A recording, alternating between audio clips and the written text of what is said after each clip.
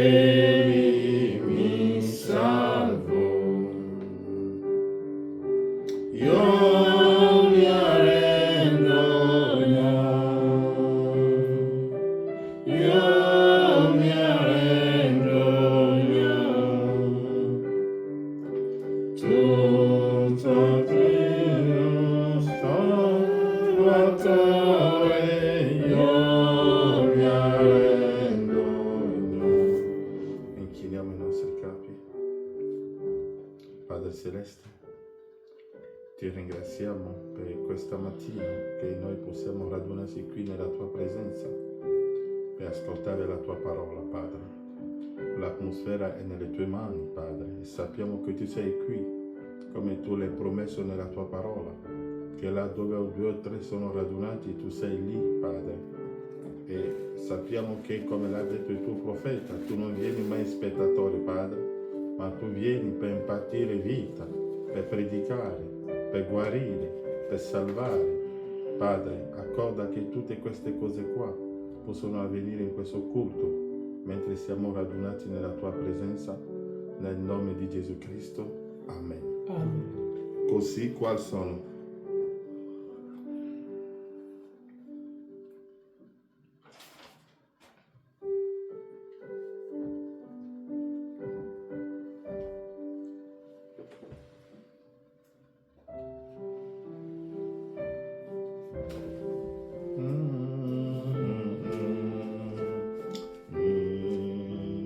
Misero en granto vengo a quel sangue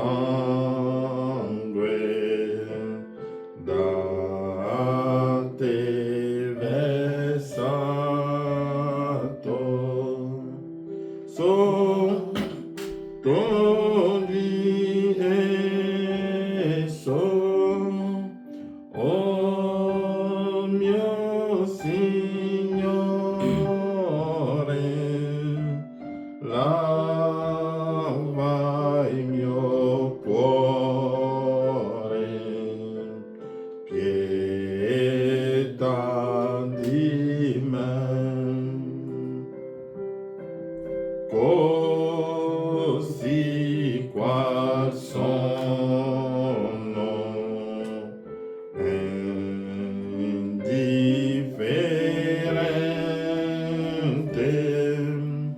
debole, fragile, vengo fidente a te m'accosto, e tu, Signore, lava il mio cuore, pietà di me, così qual sono, disavveduto e senza forze, vieni in aiuto, vengo pentito a te, Signore, lava il mio cuore, oh, pietà di me. Prenderemo la Bibbia nel libro di Genesi 44, leggeremo dal primo versetto. Giuseppe diede quest'ordine al suo maggiordomo: Riempi i sacchi di questi uomini di tanti viveri, quanti ne possono portare, e metti il denaro di ciascuno di loro alla bocca del suo sacco. Metti la mia coppa, la coppa d'argento, alla bocca del sacco del più giovane, assieme al denaro del suo grano. Ed egli fece come Giuseppe aveva detto. La mattina, appena fu giorno, quei uomini furono fatti partire con i loro asini. Quando furono usciti dalla città e non erano ancora lontani, Giuseppe disse al suo maggiordomo: parti, vai dietro a quei uomini, e quando li avrai raggiunti direi loro: perché avete reso il male per il bene? Non è quella la coppa dalla quale il mio Signore beve e di cui si serve per trarre i presagi? Avete fatto male a fare questo. Egli li raggiunge e disse loro quelle parole. Essi gli risposero: perché mio Signore si rivolge parole come queste? Dio preservi i tuoi servi dal fare una cosa simile. Ecco, noi ti abbiamo riportato dal paese di Canaan il denaro che avevamo trovato alla bocca dei nostri sacchi. Come dunque avremmo rubato dell'argento o dell'oro della casa del Signore, del tuo Signore, quello dei tuoi servi, presso il quale si troverà la coppa, sia messo a morte, e noi pure saremo schiavi del tuo Signore. Ed egli disse: bene, sia fatto come dite. Colui presso il quale sarà trovata sarà mio schiavo, e voi sarete innocenti. In tutta fretta, ognuno di loro scaricò a terra il proprio sacco, e ciascuno aprì il suo. Il maggiordomo li frugò, cominciando da quello del maggiore per finire con quello del più giovane. La coppa fu trovata nel sacco di Beniamino. Allora quelli si stracciarono le vesti, ognuno ricaricò il suo asino e tornarono alla città. Giuda e i suoi fratelli arrivarono alla casa di Giuseppe, il quale era ancora lì, si gettarono con la faccia a terra davanti a lui. Giuseppe disse loro: che azione è questa che avete fatto? Non lo sapete che un uomo come me ha il potere di indovinare? Giuda rispose: che diremo a mio Signore? Quali parole useremo? O come ci giustificheremo? Dio ha trovato l'iniquità dei tuoi servi. Ecco, siamo schiavi del mio Signore, tanto noi quanto colui in mano del quale è stata trovata la coppa. Ma Giuseppe disse: Dio mi guardi dal fare questo. L'uomo nella cui mano è stata trovata la coppa, lui sarà mio schiavo. Quanto a voi, tornate in pace da vostro Padre. Amen. Amen. Che Dio vi benedica. Amen. Stiamo sempre parlando del mistero di Apocalisse capitolo 7, e nel libro di Apocalisse capitolo 7 abbiamo visto che quando egli ha aperto i primi 6 sigilli, perché abbiamo visto che quando l'anziano aveva chiamato il leone della tribù di Giuda, e che l'anziano aveva preso il libro, e l'anziano aveva chiamato il parente redentore, e non c'era nessuno, e Giovanni si è messo a piangere. Allora l'anziano gli ha detto: non piangere, perché il leone della tribù di Giuda ha vinto per poter aprire i sigilli, per poter prendere il libro e aprire i suoi sigilli. E allora, quando Giovanni si è girato per vedere il leone, ha visto un agnello come fosse immolato, sanguinante. Allora Giovanni, William Branham l'ha detto che Giovanni, perché il problema oggi, William Branham dirà che Giovanni si aspettava di vedere un leone, ma ha visto qualcosa di semplice. E è per questo che Branham ha dato il titolo Dio è grande, si nasconde ma si rivela nella semplicità. Dunque voi state aspettando cose grandissime, ma quando lui le adempi, le fa nella semplicità. Allora, quando lui ha preso il libro, l'adorazione è cambiata. Gli anziani hanno le coppe, tutto, si sono messi a terra, gli anziani tutti hanno adorato, e allora l'agnello ha cominciato a aprire i sigilli. E abbiamo visto che egli ha aperto il primo sigillo, il secondo sigillo, il terzo, il quarto, il cinque, il quinto e il sesto. Ma automaticamente tutti si aspettavano che il settimo sigillo fu aperto. Si è aperto automaticamente, ma abbiamo visto che nel capitolo che segue dovevamo avere l'apertura del settimo sigillo, ma non è stato fatto così, ma c'è stato un intervallo che è stato messo e quell'intervallo si chiama il capitolo 7 di Apocalisse. Poi dopo, subito dopo il capitolo 7 di Apocalisse, in capitolo 8 abbiamo avuto l'apertura del settimo sigillo. Allora William Branham ci dirà che non è fatto a caso, che non è a caso che è stato fatto così, ma è stato fatto per uno scopo. L'abbiamo letto nel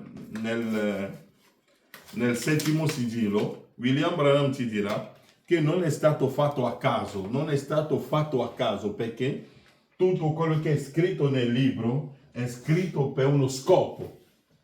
Perché qui abbiamo è lì aperto fino al settimo sigillo. Invece di aprire automaticamente l'ottavo sigillo, l'ha lasciato e è venuto, ha parlato prima dei 144.000 e quando ha finito di parlare dei 144.000 ha aperto il settimo sigillo. Allora Branham, come insisto, William Branham ci dirà che non è stato fatto a caso, che tutto quello che è scritto nel libro è scritto per uno scopo. Dio non fa niente per niente. Lo rileggiamo un po' qui.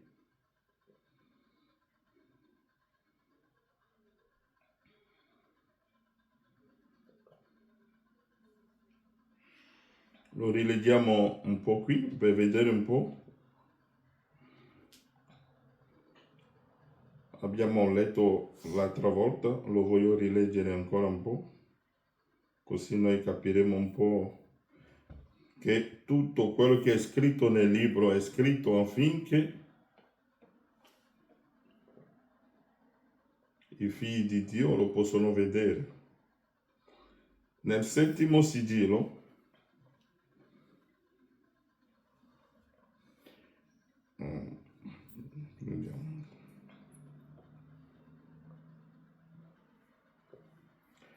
paragrafo 62.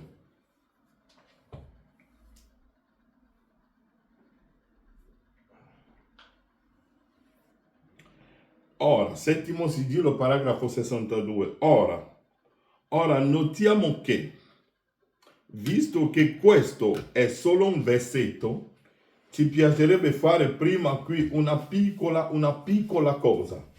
Quando William Marion Branham stava predicando sui sigilli, a un certo momento ha avuto l'affare di predicare. Quando ha letto il settimo sigillo, che è Apocalisse 8, invece di iniziare subito a parlare del settimo sigillo, ha detto no, dobbiamo fare qualcosa prima. E dice, ora notiamo questo, che visto che questo è solo un versetto, il settimo sigillo è solo un versetto, un silenzio di mezz'ora. Ma Branham, invece di cominciare a interpretare il settimo sigillo automaticamente, ha detto no, ci piacerebbe fare prima qui una piccola cosa. Voi notate che abbiamo saltato il settimo capitolo. Dunque Branham dice, per andare a leggere l'ottavo capitolo, abbiamo saltato il settimo capitolo. Il sesto capitolo conclude il sesto sigillo. Però, fra il sesto sigillo e il settimo sigillo avviene qualcosa. Dunque, e la mia preoccupazione facendo questo studio è di farvi vedere l'intervallo che niente è fatto a caso nel regno o nella parola di Dio. Ogni cosa che è scritto nel libro, Branham dice, voi dovete credere nella matematica di Dio. Perché Giovanni poteva subito parlare del settimo sigillo, ma è stato introdotto la chiamata dei 144.000 prima. E Branham dice, però fra il sesto sigillo e il settimo sigillo avviene qualcosa. Dunque qualcosa è avvenuto tra il sesto e il settimo sigillo. In quell'intervallo qualcosa è avvenuto. Tutti noi sappiamo che il settimo sigillo è la venuta di Cristo, è la venuta del grande uomo che si chiama Giuseppe, e noi sappiamo che il nostro Giuseppe è Cristo. Branham dice, come è stupendo che viene messo proprio al suo giusto posto. Branham dice, come è stupendo che viene messo proprio al suo giusto posto, fra il sesto e il settimo capitolo. Ora notate, nel settimo capitolo notiamo che fra il sesto e il settimo c'è un intervallo tra il sesto e il settimo del libro di Apocalisse, ed è fra il sesto e il settimo sigillo che viene dato questo intervallo. Branham dice, è tra il sesto sigillo e il settimo sigillo che viene dato questo intervallo. Ora vogliamo notare questo, è molto importante notare questo breve tempo. È molto importante notare questo breve tempo. Qui abbiamo il sesto sigillo, qui abbiamo il settimo, ma nell'intervallo qui, tra l'apertura del sesto e l'apertura del settimo, c'è un intervallo. E in questo intervallo qui, Dio ha fatto qualcosa. E Dio ha messo qui, Apocalisse capitolo 7, che è la chiamata dei 144.000. E Branham dice, e notiamo ora questo intervallo fra il sesto e il settimo capitolo. Ora il settimo capitolo di Apocalisse rivela un avvenimento. Dunque, il settimo capitolo qui rivela un avvenimento. Che cosa è successo qui? Qualcosa è successo qui in mezzo. Tra il sesto e il settimo, qualcosa è successo. È obbligatorio. E noi dobbiamo scoprire che cosa è successo. È per questo che io sto attirando la vostra attenzione su questo qua. Perché il nostro non è un affare di venire in chiesa, di avere membri o di venire in chiesa per predicarvi. Siete salvati, Gesù Cristo è morto per voi. Questo Vangelo lo potete sentire in tutte le chiese. Ma William Branham dice che la buona novella oggi non è predicare Gesù di 2000 anni fa, ma la buona novella oggi è di predicare Malachia 4. Perché è lì che tutti i misteri sono rivelati. E noi non veniamo in chiesa per sentire quello che sentivamo prima nella chiesa cattolica, nella chiesa battista, nella chiesa pentecostale. Se fosse questo che Dio ha mandato il profeta, sarebbe meglio che rimaniamo lì. Dunque, fra il sesto e il settimo fra il sesto sigillo e il settimo sigillo è avvenuto qualcosa. Abraham dice che Dio ha inserito qualcosa qui. Rivela un avvenimento. Tra il sesto sigillo e il settimo sigillo c'è un avvenimento che Branham dice. Esso non è qui dentro per niente. Non è inserito fra questi per niente, vedete? È qui per uno scopo. Ed è una rivelazione che rivela qualcosa. Notate come misteriosamente e come si accoda matematicamente bene nella scrittura. Vedete esattamente. Credete nella matematica di Dio? La congregazione disse Amen. Se non ci credete, siete di certo persi di certo vi smarirete nella parola. Se iniziate a mettere un 4 o un 6 o altro, se voi dopo l'apertura del settimo sigillo aspettate la chiamata dei 144.000, siete persi, perché siete mettendo la mucca sopra l'albero, perché i 144.000 sono chiamati prima. E per questo che avevi detto che Beniamino, che rappresenta i 144.000, doveva venire prima che il settimo sigillo sia aperto. E il settimo sigillo non è niente altro che Giuseppe che si rivela ai suoi fratelli. Sono il vostro fratello Giuseppe.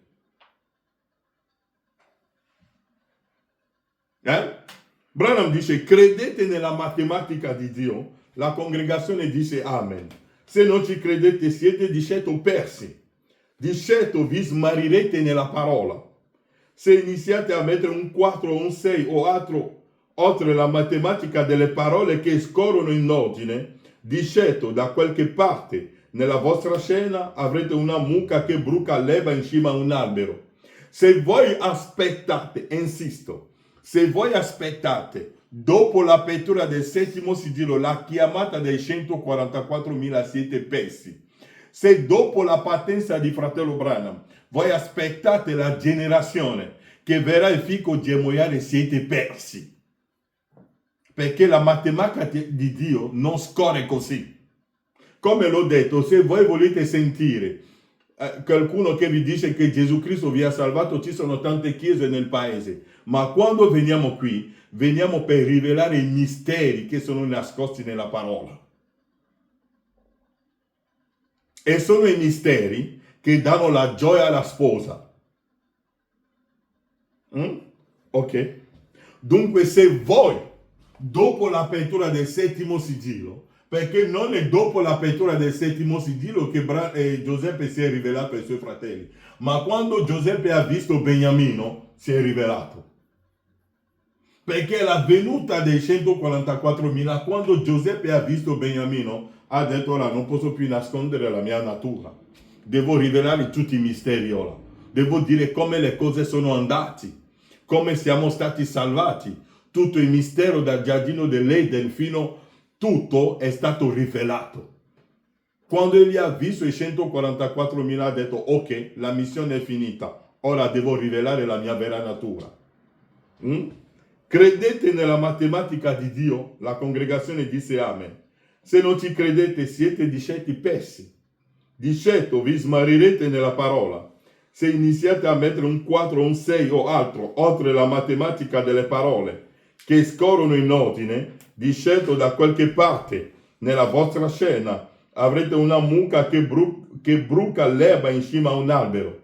Quando voi cominciate a mettere l'albero in cima e la mucca insieme a un albero, c'è qualcosa che non va, perché la mucca deve essere in basso per brucare l'erba. Voi vedete, per esempio, ci sono quelli che si chiamano i puzzle, ci sono quei giochetti che magari vi danno, spostano tutto per fare un albero, e il disegno che c'è sul puzzle è un albero e voi dovete spostare le cose uno per uno per costruire l'albero. Se mentre voi state facendo questo vi mettete l'albero, le radici sopra e le foglie sotto, mi potete dire: ma professore, ma l'ho fatto comunque, è zero, il professore non vi darà la nota. Ma mi puoi dare 10? No, nella matematica voi dovete trovare la cosa giusta. Ed è così nella parola di Dio. Andrete di certo fuori, poiché Dio non fa. Tutta la sua parola scorre completamente nella matematica, sì Signore, perfetta, nel modo più perfetto. Non c'è letteratura scritta come essa, così come è perfetta essa nella matematica. Ora parleremo su questo settimo capitolo. Appena un minuto per farne da ponte fra il sesto e il settimo sigillo. Dunque la chiamata dei 144.000 è un ponte, è inserito là in mezzo. E come l'ho detto, se un predicatore, e assumo le mie parole, e so che le mie parole sono indossate dal messaggio dell'ora, se un predicatore vi viene a dire che Beniamino, i 144.000 le state aspettando, vi sta mentendo. È un falso unto. Perché siamo andati in Genesi, se attraversiamo tutta la Bibbia, vedrete che i 144.000 sono chiamati prima che Giuseppe si rivela ai suoi fratelli. Ok. Ora parleremo su questo settimo capitolo, appena un minuto per farne da ponte fra il sesto e il settimo sigillo, poiché proprio ora quello è l'unico materiale che abbiamo su cui proseguire, è il sesto. Fra il sesto e il settimo sigillo è la chiamata di Israele. Non sono le mie parole, sono le parole del vostro profeta. fra il sesto sigillo e l'intervallo, Branham dice, fra il sesto e il settimo sigillo è la chiamata fuori di Israele. Leggiamo ora, settimo sigillo, paragrafo 127. Leggiamolo ora. Ora, ascoltate molto attentamente.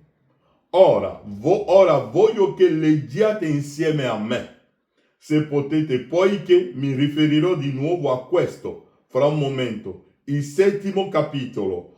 Ora, fra il sesto, ora è fra il sesto e il settimo sigillo. Dopo questi sigilli, il sesto sigillo era stato sciolto e quello è il periodo della tribolazione. Lo comprendete tutti ora? La congregazione dice amen. Il sesto sigillo era stato sciolto e la tribolazione era in corso. Dopo questo cosa? Dopo che i sigilli sono aperti, dopo che il sesto sigillo è aperto, c'è l'introduzione della chiamata dei 144.000. Se voi non lo vedete come l'ha detto il vostro profeta, avete qualcosa che vi ha ostruito gli occhi, sicuramente siete ciechi. E per questo che i pastori oggi stanno aspettando la generazione che verrà. E come mi piace sempre raccontarlo, come sono arrivati al punto che non sanno dove andare, vanno a vedere dei rabbini. Branham vi ha detto che una generazione fa 40 anni, ma un rabbino ha detto a loro che una generazione fa 70 anni, allora hanno preso il rabbino, hanno rigettato il loro profeta.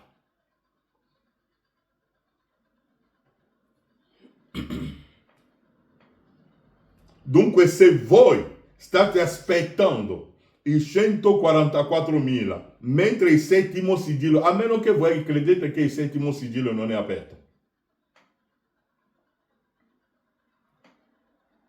Ma se voi credete che il settimo sigillo è aperto, allora Beniamino è già venuto. E quando Beniamino è venuto, che cosa è successo? Beniamino ha finito, abbiamo visto che Beniamino ha avuto, Beniamino, abbiamo letto che Branham dice che Beniamino rappresenta i 144.000. È il totale fratello di Giuseppe. Non cambia niente. È il suo fratello, totale fratello di Giuseppe. Stesso padre, stessa madre. Hanno bevuto lo stesso latte. Sono nati nella stessa casa. E quando è venuto, Beniamino voleva trattenere. E Giuseppe voleva trattenere Beniamino. E ha fatto un trucco. Seguitemi bene. Che cosa ha fatto? Ha detto al suo servo: metti la mia coppa nella borsa del più giovane, la coppa d'argento. Perché ogni cosa che è scritto nella Bibbia è scritto per uno scopo. Mettilo nel suo sacco e lasciale andare, e poi dopo le devi seguire per dire a loro perché mi avete rubato. E per questo che e poi quando sono venuti, quando il maggiordomo li ha seguiti e li ha riportati indietro, Giuseppe ha passato tutto il suo tempo per accusarli. Mi avete rubato, mi avete fatto questo. I fratelli si sono messi in ginocchio, hanno cominciato a piangere. Oh no, noi non possiamo fare, e abbiamo peccato. Tutto questo Giuseppe li ha lasciati nell'ignoranza. E loro pensavano che era colpa loro. Mi seguite? Pensavano che era la loro colpa. E si sono messi in ginocchio, come abbiamo fatto nelle epoche. Si mettevamo lì a piangere: Signore, perdonaci, abbiamo fatto questo, abbiamo rubato. E pensavano che era la loro colpa. E si stavano giustificando, si sono inchinati davanti a Giuseppe, l'hanno adorato, hanno pianto, si sono buttati per terra, hanno digiunato, come abbiamo fatto tutto questo tempo. Ma quando Giuseppe le ha lasciati fare tutto questo, a un certo momento Giuseppe ha detto: ora dobbiamo risolvere il problema. Quando i sigilli furono aperti, non è che per iniziare un altro ciclo. I sigilli sono stati aperti affinché noi possiamo capire come Dio ti ha salvato, che cosa è successo durante tutti questi anni.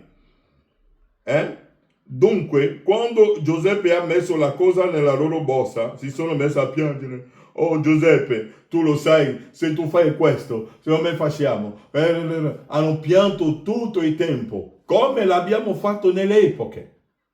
Abbiamo pianto, abbiamo digiunato, ci siamo messi in ginocchio, siamo andati dietro le montagne, siamo rotolati per terra, siamo saltati di qua e di là, abbiamo fatto tutte queste cose qua perché pensavamo di essere colpevoli. Ma tutto quello che stava succedendo era nel piano di Dio stesso.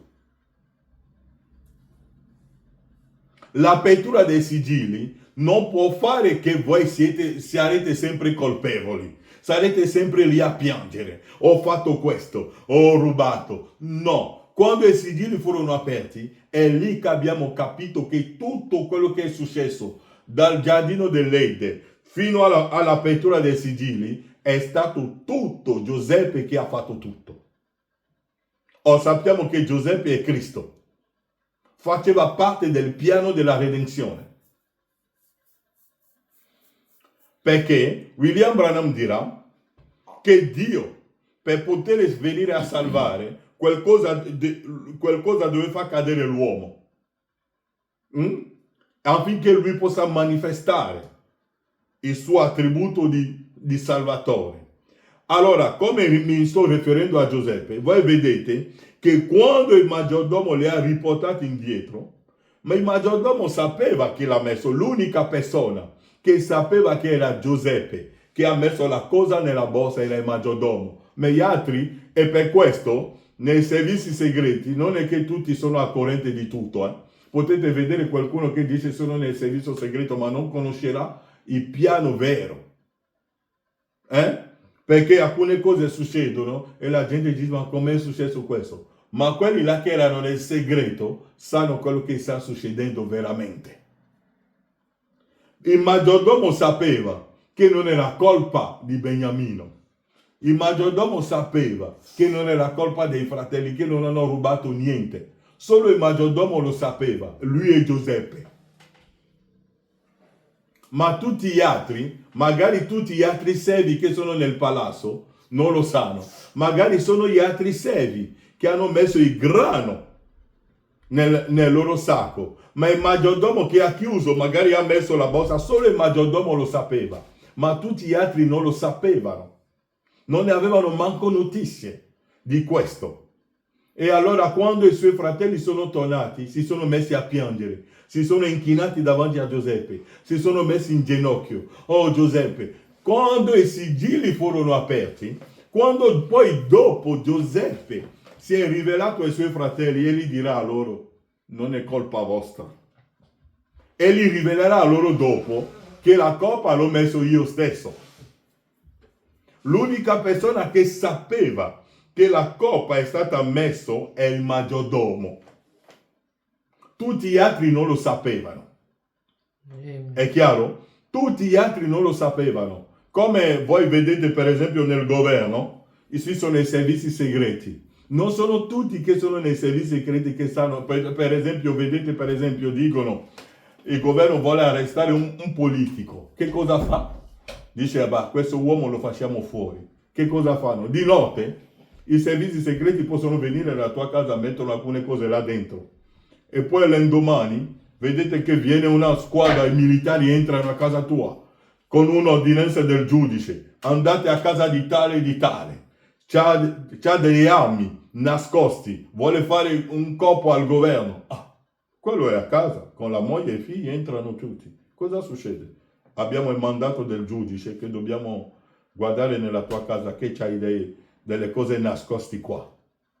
E quei militari che vengono, i poliziotti, loro hanno il mandato. Ma ci sono persone nel loro gruppo che sanno, tutti i poliziotti non sanno che gli armi sono stati messi da altri, dei poliziotti.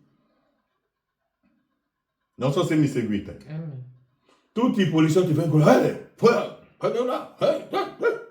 ma c'è uno là in mezzo che sa che è lui che è venuto a mettere tutto questo per accusare falsamente questo uomo.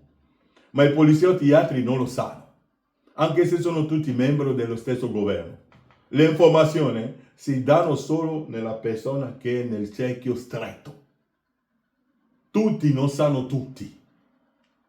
So come il maggiordomo. E poi questo uomo era lì con la moglie e cominciano a passare di stanza in stanza finché vanno a trovare gli armi. E lui dice, ma io non l'ho mai messo. Ma la televisione è già lì. Boom. Abbiamo trovato gli armi, lo prendono. Ma io non l'ho messo. Ma abbiamo la prova. E chi l'ha messo? Chi l'ha messo? Ma se i misteri quando i misteri saranno rivelati, è per questo che quando i governi vanno avanti, a un certo momento dicono dobbiamo aprire alcune cose che sono nascoste. E quando cominciano a tirare fuori alcune cose, si scopriamo che quell'uomo che è stato in carcere non era colpa sua, perché hanno voluto farlo fuori. Avete capito? E come è la stessa cosa che Giuseppe ha fatto con Beniamino. Voleva trattenere Beniamino e per trattenerlo che cosa ha fatto? Ha detto al suo maggiordomo. Come l'ho detto, solo il maggiordomo lo sapeva. Tutti gli altri servi che hanno accompagnato più tardi il maggiordomo per andare a arrestare i fratelli non sapevano niente. Loro sono venuti con un mandato. Ale, aprite le borse, aprite. Ma solo il maggiordomo lo sapeva. E dopo hanno trovato, i fratelli si sono messi in ginocchio. Allora diventiamo noi schiavi. Possiamo morire. Si sono dati a Giuseppe. Si sono abbandonati nelle mani di Giuseppe. Si sono inchinati. Hanno pianto. Hanno pregato. E come insisto, è quello che abbiamo fatto durante il giardino dell'Eden fino qui. Pensavamo di essere colpevoli. Anche Lutero, quando ha predicato la giustificazione, non conosceva la parte misteriosa della cosa. Ascoltate il vostro profeta. Voglio leggere un po'. Nell'opposto l'unione invisibile della sposa di Cristo.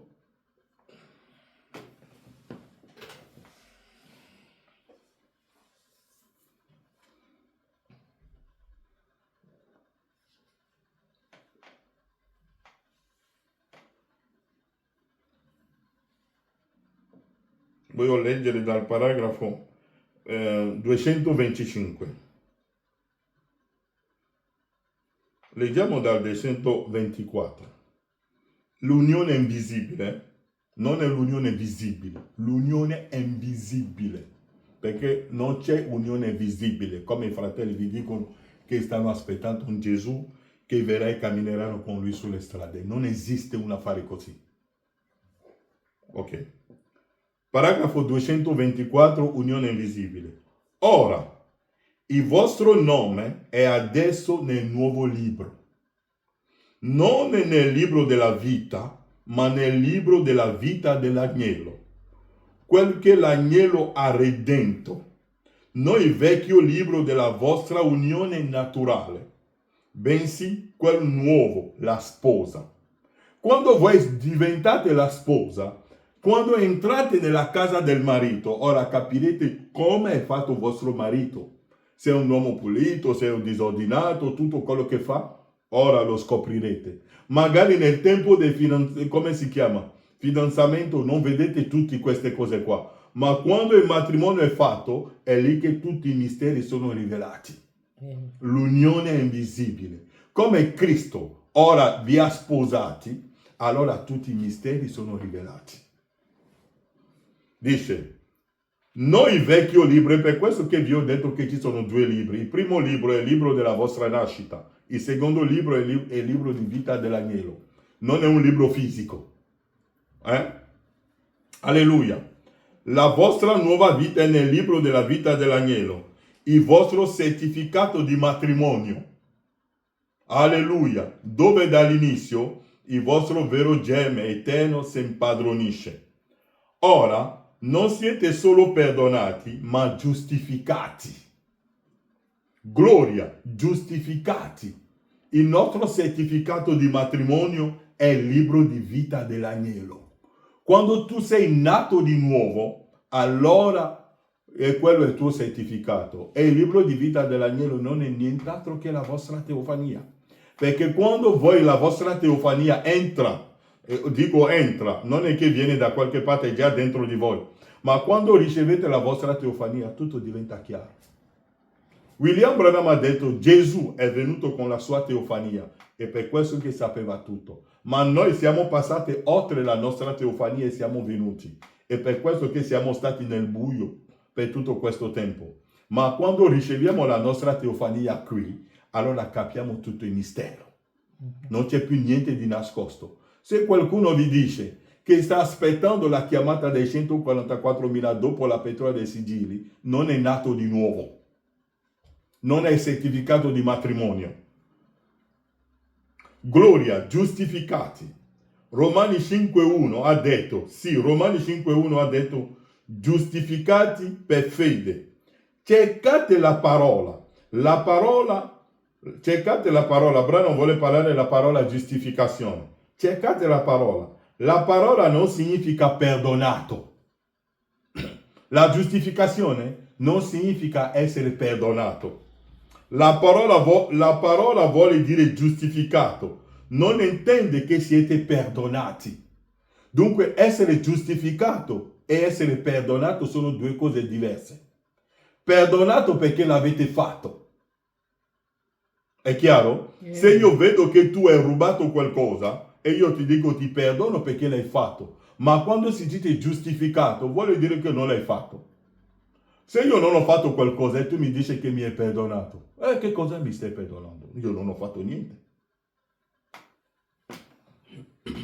Per esempio, voi avete sentito che io mi sono ubriacato. Branham sta dando un esempio. Per esempio, voi avete sentito che io mi sono ubriacato e ho commesso delle brutte azioni e tutto il resto. Allora venite da me a dirmelo. Avete scoperto che non ho fatto quelle cose. Allora venite e dite: fratello Branham, io ti perdono. Perdonarmi? Non l'ho mai fatto dal principio, capite? Non so se mi capite. Voi avete sentito che io ho rubato. Avete sentito che ho commesso adulterio e siete venuti da me e quando siete venuti avete scoperto che non l'ho fatto, ma mi dite ti perdono. Che cosa mi perdonate? Io non l'ho mai fatto.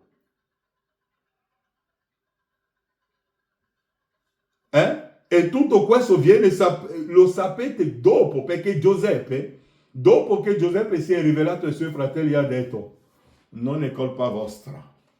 Tutto va nella continuità della parola. È Dio che mi ha mandato qui, è l'opera dello Spirito Santo. Anche la coppa che è stata messa nella borsa è l'opera di Giuseppe stesso. E sapete che Giuseppe è Cristo. Mi seguite? Amen. Ok. Per esempio, ancora 10 minuti. Per esempio, voi avete sentito che io mi sono ubriacato e ho commesso delle brutte azioni e tutto il resto. Allora venite da me a dirmelo. Avete scoperto che non ho fatto quelle cose. Allora venite e dite: fratello Branham, io ti perdono. Perdonami. Non l'ho fatto dal principio, capite? Ora, se l'avessi fatto, sarei colpevole. Ma voi potreste perdonarmi e io non sarei colpevole, ma ancora non sono giustificato, perché effettivamente l'ho commesso. La parola giustificato è che voi non l'avete mai fatto. È chiaro? La parola giustificazione significa che voi non l'avete mai fatto. Amen. Non è nemmeno considerato affatto. Come è finito nel libro di Dio, nel mare dell'oblio, il vostro vecchio libro, il matrimonio è divorziato e morto e non è più neanche nelle memorie di Dio. Amen. Siete giustificati. Giustificati adunque. Era accusata. Voi eravate accusati. In primo luogo non l'avete mai fatto. Voi eravate accusati, ma in primo luogo non l'avete mai fatto. La vecchia unione nel mare dell'oblio di Dio. Anzitutto, non eravate sposati a ciò. Egli, lo sposo, portò lui stesso il vostro vituperio per voi, a vostro posto. Egli prese il vostro posto, perché eravate predestinati per lui a essere nella sposa. Prima della fondazione del mondo, l'ha detto la Bibbia. Voi siete la progenie predestinata. Come siete arrivati a fare questo? Siete stati sedotti in ciò tramite il vostro primo matrimonio, a vostro genitore adulterio. Eva, non è colpa vostra. Per la vostra nascita naturale avete seguito Eva, la quale commise adulterio. Ecco perché siete nati adulteri. Per prima cosa siete una peccatrice, proprio così. Siete stati sedotti in questo. No, non avevate nessuno, no. Voi non è colpa vostra. Non l'avete mai commesso. Perché quel piccolo gemme che si trovava in voi doveva essere voi. Avanti la fondazione del mondo, Dio mise il vostro nome nel libro di vita dell'agnello. Quando Giuseppe si è rivelato ai suoi fratelli, è lì che i segreti hanno cominciato a uscire. Quando i sigilli furono aperti, è lì che Branham ha cominciato a dire: guardate che voi siete venuti qui perché lui, per manifestare i suoi attributi, aveva bisogno di un peccatore. Allora ha creato un uomo sulla base che l'uomo, lui sapeva che Adamo cadrà. Quando ha creato Lucifero, sapeva che Lucifero l'ha messo in una condizione che lui doveva cadere. Se un giorno abbiamo tempo di studiare le caratteristiche di Lucifero, nel libro di Ezechiele, vedete che manca qualcosa a Lucifero e Dio l'ha fatto apposta, perché sapeva che lui doveva cadere così. E la caduta di Lucifero doveva produrre il peccato e lui verrà per salvare i peccatori. Leggete i vostri opuscoli. Branham dice: siete giustificati. Come abbiamo parlato di Tamar, come abbiamo parlato della donna samaritana, come abbiamo parlato di Rahab, tutto questo fa parte del piano della redenzione. E per questo che Branham dirà: Gesù è venuto per morire solo per i redenti, ma non per tutti. Molti possono dire siamo salvati, ma nel libro di Dio, Dio non le conosce. Dunque, abbiamo visto che Beniamino doveva venire, e quando Beniamino era venuto, è lì che tutto è stato rivelato. Possiamo leggere, l'abbiamo letto l'altra volta, ma per concludere voglio rileggere quella parte. Mentre i suoi fratelli giudiziano: no, non l'abbiamo fatto, perdonati, si sono inginocchiati, hanno pianto. 45, capitolo 45. Allora Giuseppe non poté più contenersi davanti a tutto il suo seguito e gridò: fate uscire tutti dalla mia presenza. Nessuno rimase con Giuseppe quando egli si fece riconoscere dai suoi fratelli. Alzò la voce piangendo. Gli egiziani lo udirono e lo udì la casa del faraone. Giuseppe disse ai suoi fratelli: io sono Giuseppe. Mio padre vive ancora? Ma i suoi fratelli non gli potevano rispondere perché erano atterriti dalla sua presenza. Avevano ancora paura di lui, mentre Gesù stesso ci ha spiegato che nell'epoca della Chiesa, tutte queste cose qua, quando lui stesso ha detto: Giuda è morto perché è nato figlio della perdizione, ma siamo sempre lì nella paura. Allora egli disse, Giuseppe disse ai suoi fratelli: io sono Giuseppe, mio padre vive ancora? Ma i suoi fratelli non gli potevano rispondere perché erano atterriti dalla sua presenza. Giuseppe disse ai suoi fratelli: vi prego, avvicinatevi a me, non avete più paura, prendete la parola tranquillamente, no, non abbiate paura, avvicinatevi a me.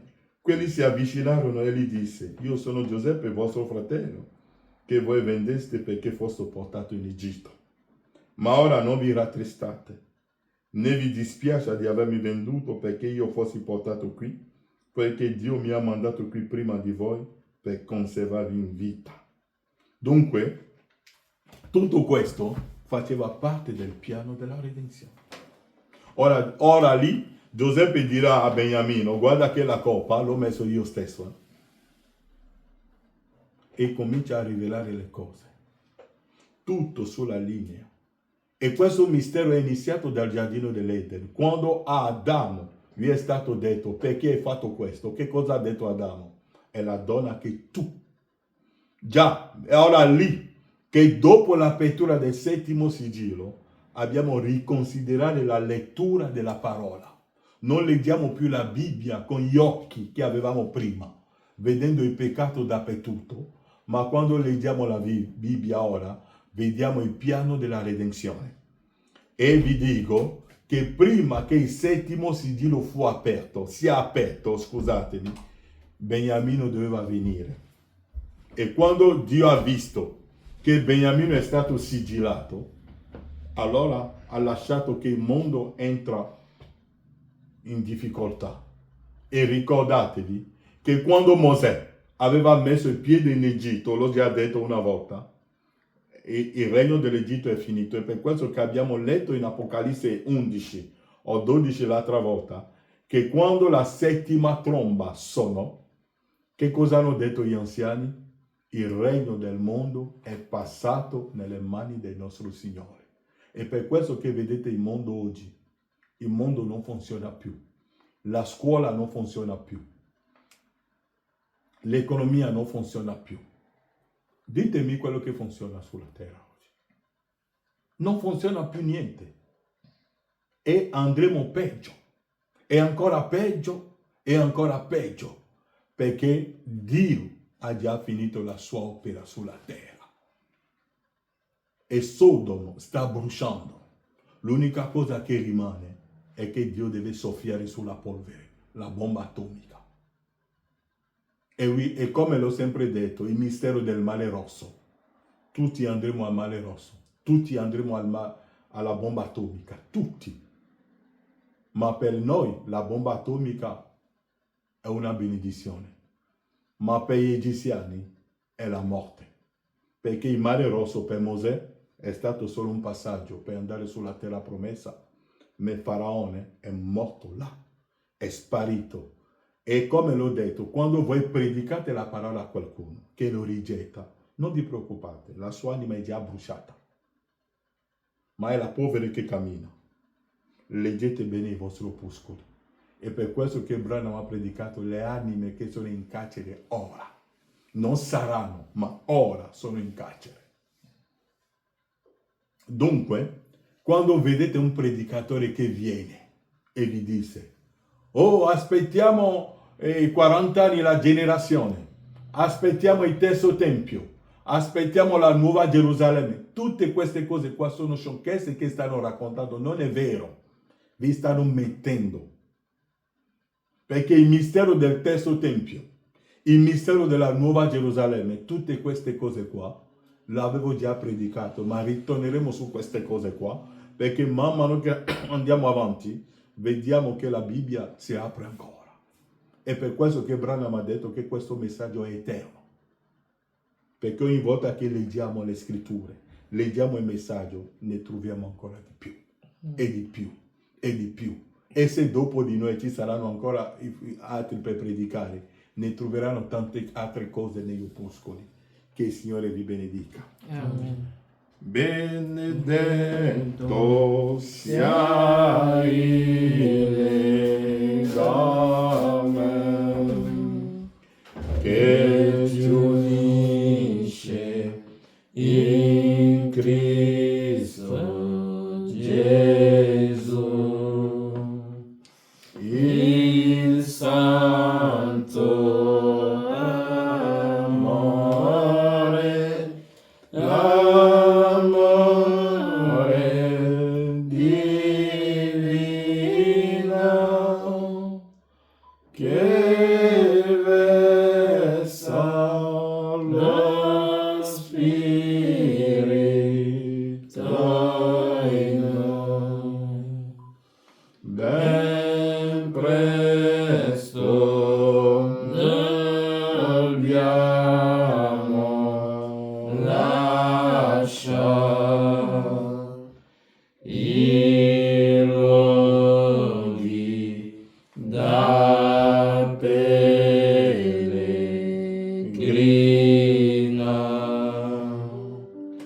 Ci ritroveremo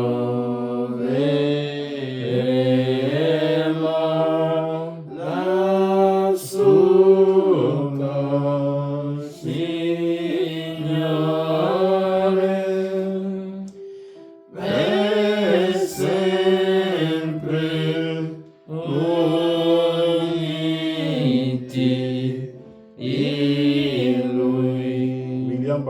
disse che se voi andate in una chiesa per ascoltare la parola di Dio e se uscite triste, vuole dire che da dietro il pulpito c'è qualcosa che non va.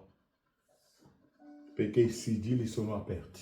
E dovete avere la fede, la speranza e la gioia quando uscite di là. Ma quando uscite e vi condannano sempre peccatori, c'è qualcosa che non va. No. Inchiniamo i nostri capi.